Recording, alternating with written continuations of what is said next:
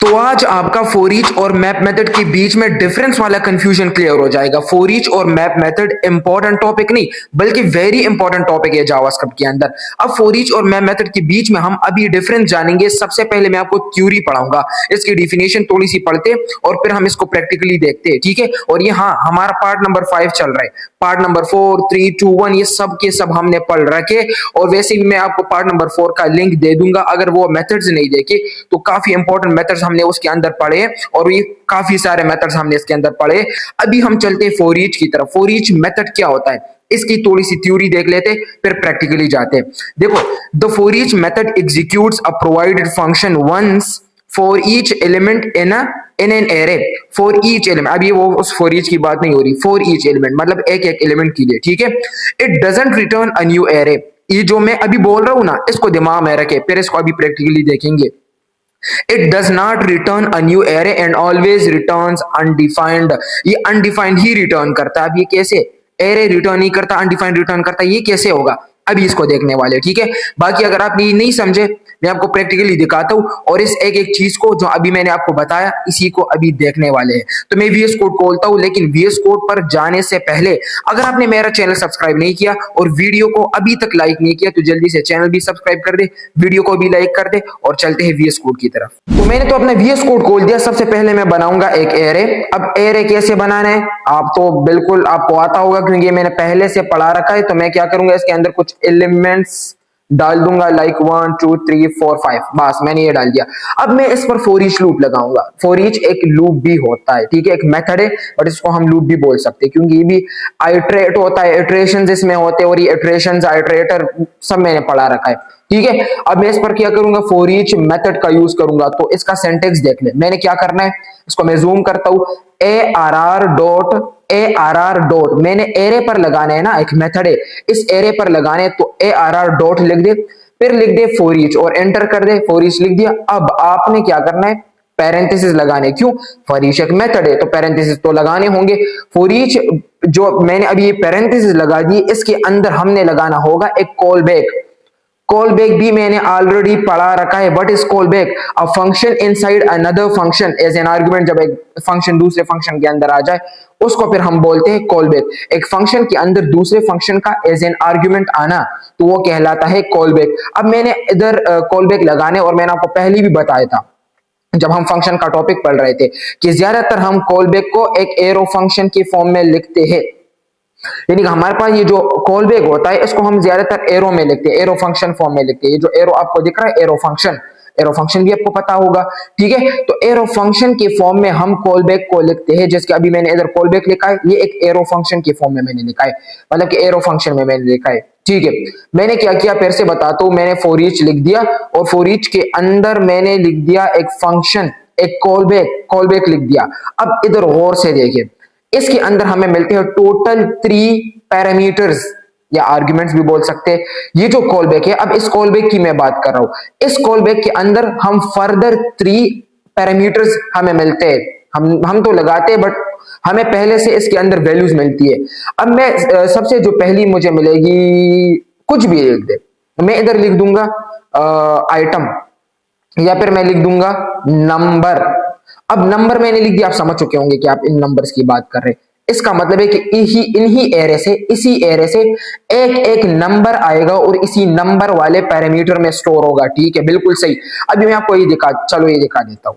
मैं जल्दी से CLG करके नंबर को प्रिंट कर देता हूं, कंसोल कर देता हूं। अब मैं जैसे ही कंसोल देख लू, वाओ, तो जितने भी एरे के अंदर मौजूद नंबर थे वो सारे के सारे नंबर्स मुझे दिख रहे हैं 1 से लेकर 5 तक, जो कि एरे के अंदर मौजूद थे। तो इसका मतलब है कि फॉर ईच में ये जो हम कॉल बैक लगाते हैं तो ये कॉल बैक तो काफी अच्छा काम करता है। मतलब कॉल बैक ने क्या किया कि इसके अंदर जब मैंने ये पैरामीटर लिख दिया तो इस पैरामीटर के अंदर ऑटोमेटिकली इस एरे के अंदर से एलिमेंट्स आ गए, बट ये एक साथ नहीं आए, ठीक है।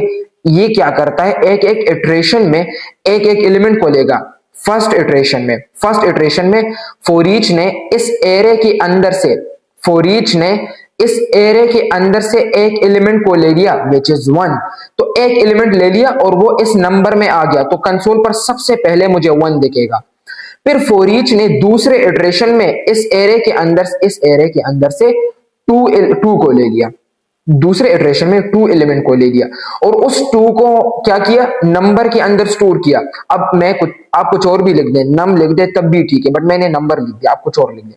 अब इस नंबर के अंदर दूसरे इटरेशन में 2 आएगा, अब तीसरे इटरेशन में 3, 4, चौथे इटरेशन में 4, फिर पांचवें इटरेशन में 5, इसी तरह एक एक इटरेशन में एक एक एलिमेंट इस एरे के अंदर से फॉर ईच लेगा और फिर उसी एक एक एलिमेंट को इस नंबर वाले पैरामीटर में स्टोर करेगा। जैसे कि मैंने इसको अभी कंसोल कर दिया, तो जितने भी एलिमेंट्स इसने अपने अंदर रखे थे उसको मैंने कंसोल पर दिखा दिया कि तुम्हारे अंदर जो जो एलिमेंट्स मौजूद थे वो ये है, मतलब कि वो ये है। समझ गए? तो इसी तरह का काम था। मैंने क्या किया, इस एरे के अंदर से एक एक एलिमेंट को थ्रू फॉर ईच ले लिया, फॉर ईच के जरिए से ले लिया। अब इधर तक बात खत्म नहीं होती, मैं इधर क्या कर सकता हूं, एक और काम भी कर सकता हूं। कॉमा लगा के मैं इधर अगर लिख दूं इंडेक्स, अब मैंने क्या बोल दिया कि आप अपनी मर्जी से कुछ और लिख दे, आप IND लिख दे, अपना नाम लिख दे, मैंने लिख दिया इंडेक्स, ठीक है। अब मैं अगर इधर इंडेक्स प्रिंट कर दूं तो क्या, इंडेक्स तो आपको पता है ना, एक यूनिक आईडी होती है, एक यूनिक आईडी होती है, आइडेंटिफाई करता है एरे के अंदर जो एक एक एलिमेंट होता है ना, इनके लिए एक यूनिक आईडी होती है जिसको हम इंडेक्स बोलते हैं। और ये मैंने ऑलरेडी पढ़ा रखा है एरे के जो टॉपिक था उसमें, ठीक है। तो मैंने इंडेक्स लिख दिया। अब जैसे ही मैं कंसोल कर दूं इंडेक्स को तो मुझे मिलेगा 0 से लेकर 4 तक हर एक पर्टिकुलर एलिमेंट का इंडेक्स मिलेगा। लाइक 1 का इंडेक्स 0, 2 का इंडेक्स 1, 3 का इंडेक्स 2, 4 का इंडेक्स 3 और फिर 5 का इंडेक्स 4। कंफ्यूजिंग है ना, क्योंकि वो भी नंबर है, ये भी, चलो कंफ्यूजन आपकी नहीं होनी चाहिए। तो मैं इधर लिख देता हूं ए, ओके, मैं इधर लिख देता हूं बी, मैं इधर लिख देता हूं, बस इतने लिख देंगे, ठीक है। ABC मैंने लिख दिया। अब इसके अंदर मैं लिख दूंगा कैरेक्टर्स नहीं, क्योंकि एक एक इटरेशन में एक एक एलिमेंट आएगा तो फिर जमा तो नहीं हुए ना, वो तो फिर सिंगुलर हो गए। तो चलो अब मैं कैरेक्टर्स को प्रिंट कर देता हूं तो आपको एक एक कैरेक्टर दिखेगा। मैं इसको, चलो ये लोड हो जाए, हाँ आ गया। तो मुझे मिल गया ABC। अब इन ABC को मैंने क्या किया, कैरेक्टर के अंदर फॉर ईच के जरिए से रख दिया एक एक इटरेशन में और वो मुझे मिल गया, ठीक है। इसमें तो कंफ्यूजन नहीं होनी चाहिए, ये तो अभी मैंने आपको बता दिया। अब इन एक एक कैरेक्टर का मैंने इंडेक्स देखना है, तो आपको पता है 0 का इंडेक्स क्या है, सॉरी ए का इंडेक्स क्या है, ए का इंडेक्स है 0, ठीक है। बी का इंडेक्स क्या है 1, सी का इंडेक्स क्या है 2, 0 1 2, 0 1 2। तो मुझे कंसोल पर क्या दिखना चाहिए, 0 1 2, ये तीन चीजें, ये तीन नंबर्स 0 1 2। तो देखते 0 1 2, 0 इंडेक्स किसका था, ए का। चलो मैं आपको क्लियरली और भी दिखा देता हूं, कैरेक्टर और इस तरह लिख दो, समझ गए। चलो मैं इधर लगा देता हूं, बस ठीक है, मैंने इस तरह लिख दिया। तो ए का इंडेक्स 0, बी का इंडेक्स 1, सी का इंडेक्स 2, समझ गए। एक एक कैरेक्टर भी ले लिया, साथ में उनका इंडेक्स भी ले लिया। तो जब भी आपको किसी एरे के एलिमेंट के, यानी कि एरे के एलिमेंट्स के साथ साथ उनके इंडेक्स को भी लेना है, इंडाइसिस को, इंडेक्स को, तो आपने क्या करना है, इधर दूसरे पैरामीटर पर कुछ भी लिख दे, IND लिख दे, और जैसे ही मैं इस IND को कंसोल करूंगा तो मुझे उनके इंडेक्स भी मिलेंगे। देखो मुझे मिल गए। तो इंडेक्स को भी आप ले सकते हैं, बट आपने पोजीशन याद रखनी है, दूसरे वाले नंबर पर आप जो भी लिखेंगे वो आपको इंडेक्स देगा। इस तरह नहीं है कि आप इधर इंडेक्स लिख दे या कुछ और लिख दे, आप सोचेंगे कि नहीं मुझे इधर से ही इंडेक्स मिलेगा, नहीं, ये जगह है एरे के एलिमेंट्स के लिए, ये जगह है एरे के एलिमेंट्स की इंडेक्स के लिए।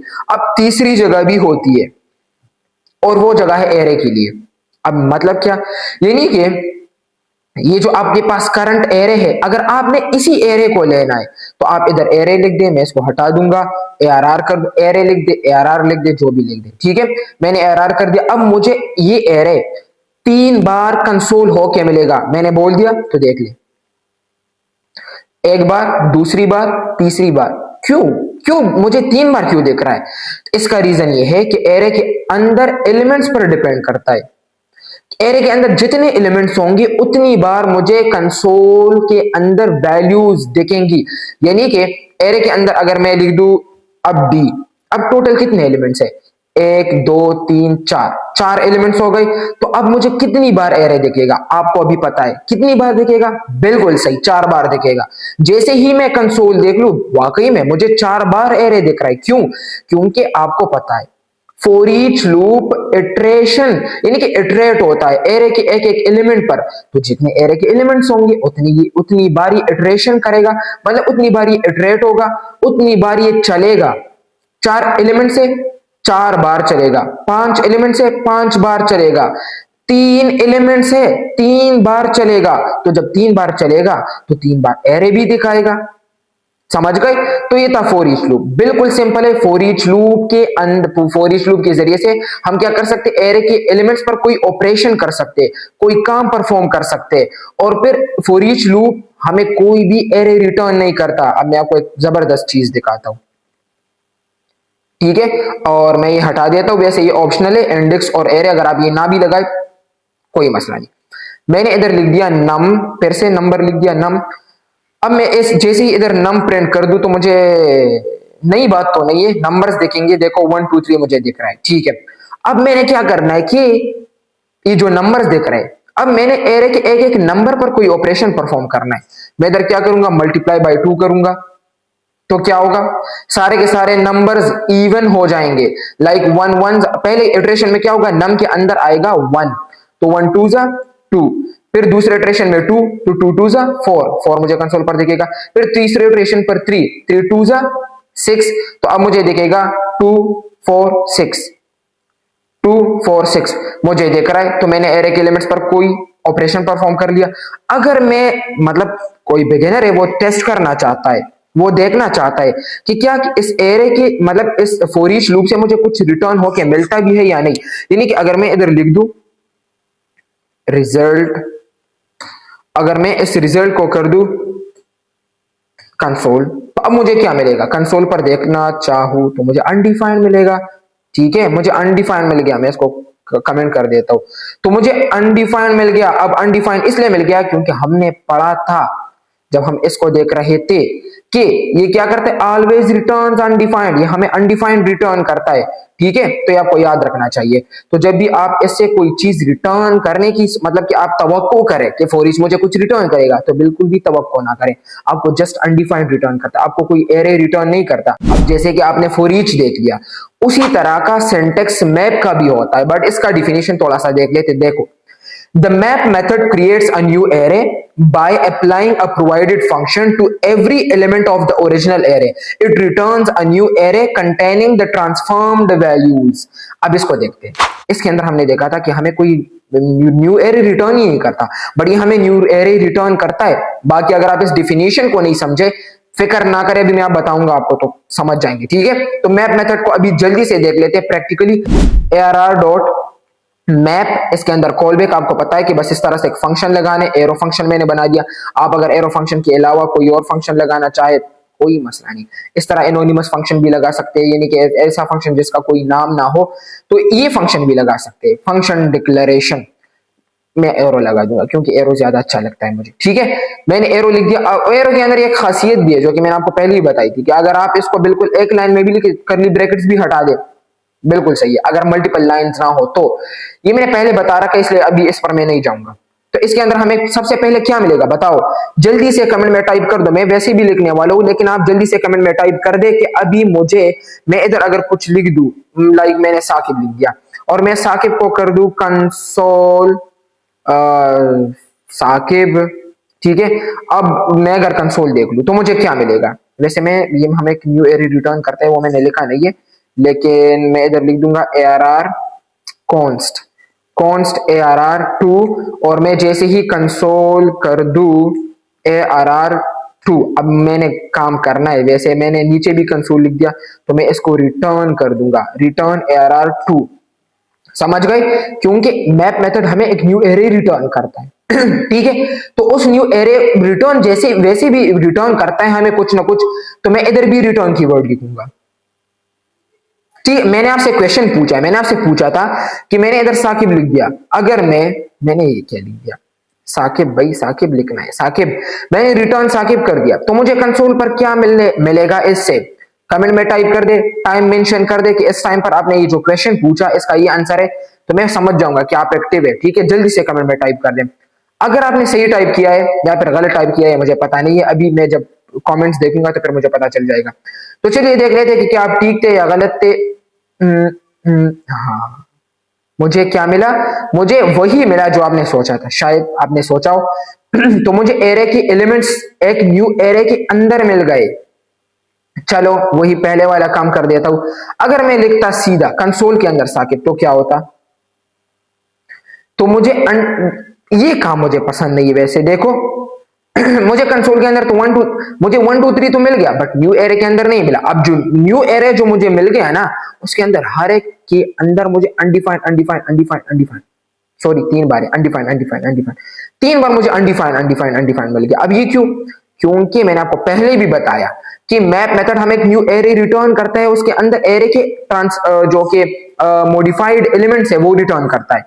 तो जब मैंने कुछ रिटर्न किया ही नहीं है, तो कंसोल पर कैसे मुझे एरे के अंदर वैल्यूज दिखेंगी? ऑब्वियसली अनडिफाइंड दिखेगा। तो इसलिए मैं क्या करूंगा, साकिब को जरूर रिटर्न करूंगा, मतलब कि कुछ ना कुछ रिटर्न करूंगा। ठीक है, वैसे आपको पता चल गया कि मैंने जब साकिब लिख दिया तो मुझे एरे के एलिमेंट्स मिलेंगे। तो मैं एलिमेंट लिख दूंगा और रिटर्न एलिमेंट कर दूंगा, और जैसे ही देख लू तो मुझे, हाँ, न्यू एरे के अंदर डिफिनेशन के अंदर था कि कंटेनिंग, देखो डिफिनेशन देख लो, returns a new array containing the transformed values. बस ये याद रखो कि क्या करता है, न्यू एरे रिटर्न करता है कंटेनिंग द ट्रांसफॉर्म्ड वैल्यूज। अब ट्रांसफॉर्म्ड वैल्यूज अभी समझते हैं कि इसका क्या मतलब है। देखो अगर मैं क्या कर दूं, मल्टीप्लाई 2 कर दूं, तो एरे के एक एक एलिमेंट जो कि इसके अंदर स्टोर हो रहा है, इस एरे से आ रहा है, इस एरे से एक एक एलिमेंट इसके अंदर आ रहा है, हर एक इटरेशन में 1 आ रहा है, 1 के साथ 2 मल्टीप्लाई किया 2, फिर 2 आ रहा है, 2 के साथ 2 मल्टीप्लाई किया 4, फिर 3 आ रहा है, 3 के साथ 2 मल्टीप्लाई किया तो 6। पहले भी बता चुका हूं। अब जैसे ही मैं कंसोल देख लूं तो मुझे एरे के ट्रांसफॉर्म्ड, मतलब कि न्यू एरे में इसके ट्रांसफॉर्म्ड या मॉडिफाइड एलिमेंट्स मुझे दिखा रहे हैं। मॉडिफाइड एलिमेंट्स मुझे इस न्यू एरे के अंदर दिख रहे हैं। क्या था, ये मैप मेथड हमें न्यू एरे रिटर्न करता है, जबकि फॉर ईच मेथड हमें कोई भी न्यू एरे रिटर्न नहीं करता था। अगर हम सोचते थे कि इसकी रिटर्न वैल्यू क्या होती थी, तो वो क्या होती थी, जल्दी से कमेंट में ये भी टाइप कर दे, टाइम भी मेंशन कर दे कि इसी फलाने टाइम में मैंने ये क्वेश्चन पूछा है, और इसका आंसर भी बता दे कि अगर मैं फॉर ईच से कोई रिटर्न वैल्यू, लाइक मैं इधर कोई वेरिएबल लगाता था, जब वो फॉर ईच मेथड होता था, तो वो वेरिएबल जब मैं कंसोल करता था तो मुझे क्या मिलता था, अभी मैंने आपको दिखाया था कुछ टाइम पहले। तो जल्दी से कमेंट में टाइप कर दे, चीटिंग ना करें बिल्कुल, बस जो आपके दिमाग में आता है वो जल्दी से टाइप कर दे, इससे आपकी प्रैक्टिस होगी। ठीक है, तो इसी तरह से मैप के अंदर हम एलिमेंट्स इस तरह ले सकते थे। और फिर दूसरे पोजीशन पर क्या था, पता है, ठीक है, दूसरे पोजीशन पर इंडेक्स होता था। अगर मैं इधर लिख दूं इंडेक्स IND, तो मुझे क्या मिलेगा, एरे के एक एक एलिमेंट का इंडेक्स मिलेगा 0 1 2, और वो भी न्यू एरे के फॉर्म अंदर, न्यू एरे के अंदर मिल रहा है। ठीक है, अगर मैं इधर लिखता क्या था, ARR, और वैसे ये भी मुझे ARR ही रिटर्न करेगा। एरे के अंदर एरेज रिटर्न करेगा, एरे ऑफ एरेज बन गया। एरे के अंदर एरेज, 2D एरे जिसको हम बोलते हैं। तो एरे के अंदर क्या आ गया, मल्टीपल, एक एरे, दूसरी एरे, इस तरह से 2D एरे बन गया। ठीक, एरे ऑफ एरेज इसको हम बोलते हैं कि एरे के अंदर एरेज, ये हमें दिख रहे हैं। तो ये इस ARR ने हमें एरे दे दिया। ये एरे 3 बार क्यों दिख रहा है, क्योंकि टोटल एलिमेंट्स 3 है। आपको पता है टोटल एलिमेंट्स की तादाद पर डिपेंड करता है कि कितनी बार ये इटरेट होगा इस एरे पर। जितने एलिमेंट्स होंगे उतनी बार ये इटरेट होगा, उतनी बार मैप मेथड चलेगा, तो उतनी बार मुझे ये एरे भी दिखाएगा। ठीक है, अब समझ गए मैप मेथड क्या था, फॉर ईच मेथड क्या था, इन दोनों के बीच में हमने डिफरेंस भी देख लिया। बाकी अगर कोई कंफ्यूजन है तो मुझे कमेंट में बता सकते हैं। इसके अंदर कंफ्यूजन जो भी हो मुझे बता सकते हैं। काफी ज्यादा पार्ट्स हो गए, हमने पार्ट नंबर 4 3 2 1 ये सब पढ़ लिए। पार्ट नंबर 6 के अंदर हम और भी मेथड्स, इंतहाई इंपॉर्टेंट मेथड्स है वो पढ़ेंगे, लाइक रिड्यूस हो गया, फिल्टर हो गया, एवरी हो गया, सम हो गया, फाइंड हो गया, और भी है। ठीक है, जो इंपॉर्टेंट है वो हम जरूर पढ़ेंगे। तो आपने आगे के पार्ट्स भी बिल्कुल भी मिस नहीं करने। बाकी अगर आपने मेरा चैनल सब्सक्राइब नहीं किया तो जल्दी से चैनल भी सब्सक्राइब कर दे, वीडियो को भी लाइक कर दे, और मिलते हैं नेक्स्ट पार्ट में। आपका बहुत बहुत शुक्रिया।